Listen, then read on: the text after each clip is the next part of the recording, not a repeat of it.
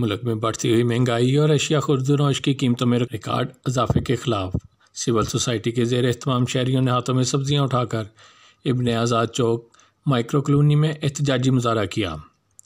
موجودہ حکومت کی ناقص عوام دشمن پالیسیوں کے خلاف نعرے بازی کی۔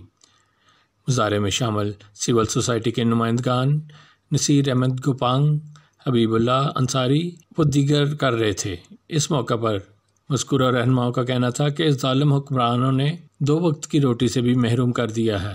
آٹا، گھی، چینی، دال، ادویات سمیت دیگر اشیاء کی قیمتوں میں روزانہ نہیں بلکہ گھنٹوں کی بنیاد پر اضافے کی وجہ سے گھروں میں فاقہ کشی ہو رہی ہے، لیکن حکمران عوام کو ریلیف دینے کی بجائے اپنی کرسیاں بچانے میں مصروف عمل ہیں۔ سکھر سے رپورٹ کر رہے ہیں سی ٹی این نیوز کے بیورو چیف سید نصیر حسین جیتی۔